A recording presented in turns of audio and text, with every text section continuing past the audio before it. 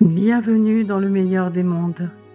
Ici, on ne répare pas, on jette. Le scrutin est ouvert. C'est l'épilogue de près de 5 ans de débats.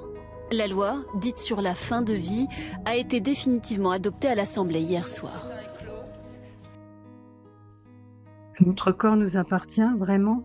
Non. Nous habitons ce corps, comme nous résidons provisoirement sur cette terre. Notre âme, notre esprit cohabitent dans cette enveloppe, prêtée pour la gloire de Dieu, Dieu qui nous connaît depuis longtemps, depuis notre conception. Tous les jours qui nous sont destinés sont inscrits dans son livre, avant même qu'aucun d'eux existât.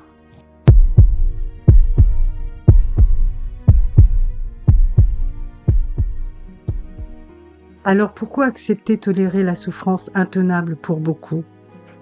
Pourtant, les soins pour annihiler la douleur sont omniprésents. La sédation profonde et continue est déjà appliquée dans les soins palliatifs. Pourtant, au-delà du confort pour apaiser, la souffrance réelle est, elle, silencieuse. Elle se voit, et je l'ai vue si souvent, dans les regards perdus et parfois terrorisés. Non, c'est autre chose. C'est de voir son corps ou son esprit se dégrader, ne plus fonctionner normalement, un corps qui s'affaiblit, qui s'abîme. Et ça, au regard de notre société de paraître, c'est intolérable pour eux. Hélas, nombreux sont ceux ignorants de qui ils sont vraiment au regard de Dieu, de leur Créateur et le pourquoi de leur existence. Alors, à l'aube de la mort physique, il existe un autre monde immatériel, spirituel, et beaucoup ne sont pas préparés. Ils sont donc à l'agonie, assommés de sédation, en route vers une mort sans repentance, sans pardon, sans réconciliation avec leur Créateur, qu'un seul peut unir et libérer du nom de Jésus-Christ. Mais quel monde veulent-ils ces décideurs de ces lois si nécessaires, si liberticides, si complaisantes pour tous? Dans son livre « Le meilleur des mondes », pour Aldous Huxley, il avait en quelque sorte prophétisé une société qui serait dominée pour le plaisir. Imaginez un monde où tout le monde est heureux, où la souffrance a disparu, où le plaisir est non seulement accessible mais garanti, où la science a résolu une fois pour toutes le problème de la misère humaine. Cela semble parfait, n'est-ce pas? Mais que se passerait-il si cette perfection avait un prix? Et si le remède à la souffrance était pire que le mal? En 1932, Aldous Huxley publiait un roman qui allait hanter le XXe siècle et bien au-delà.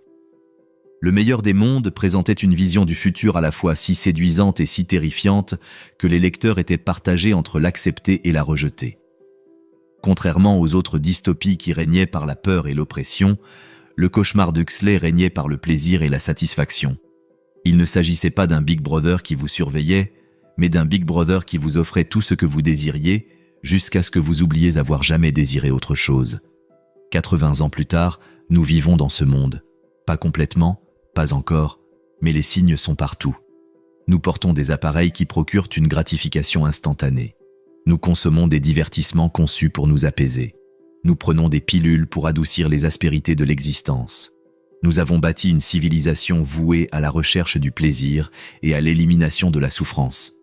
Et nous découvrons ce que Huxley savait déjà, qu'un monde sans souffrance pourrait aussi être un monde sans sens.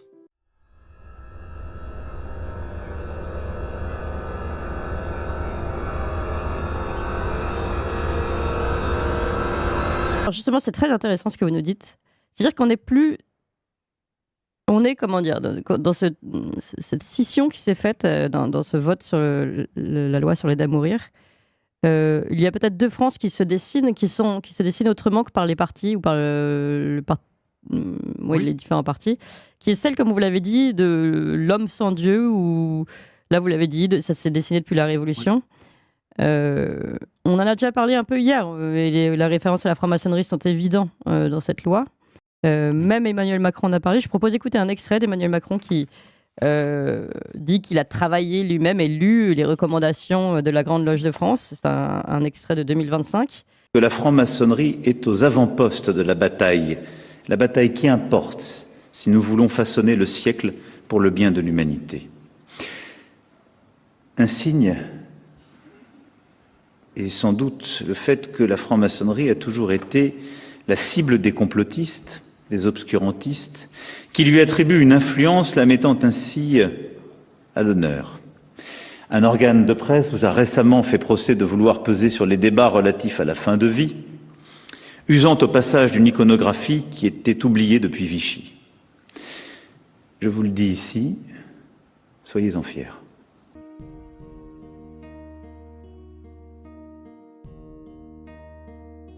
Mes amis, mes chers frères et sœurs en Christ, nous ne pouvons plus rien arrêter. Dieu va détruire ce système de choses dans un temps marqué et nous assistons, selon les prophéties, à l'effondrement de nos sociétés. Mais ce que nous pouvons faire, c'est de prier pour ceux qui sont entre la vie et la mort, qui ne connaissent pas le Seigneur et Sauveur, Jésus-Christ. Priez pour ceux qui vont choisir l'irrémédiable, qu'ils se tournent vers le seul qui les délivrera de la souffrance et de la mort, non pas physique, mais spirituelle. Voilà donc l'un de nos combats de la fin des temps.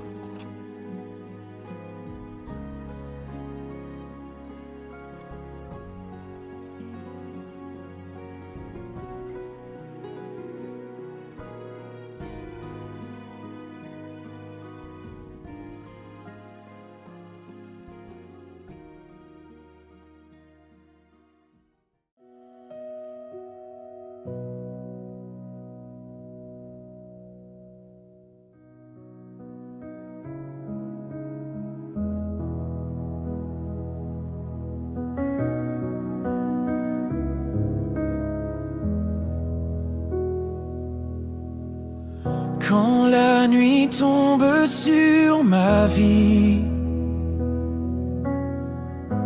et que mon cœur se sent petit, tu es là, silencieux mais fort. Tu me gardes encore et encore.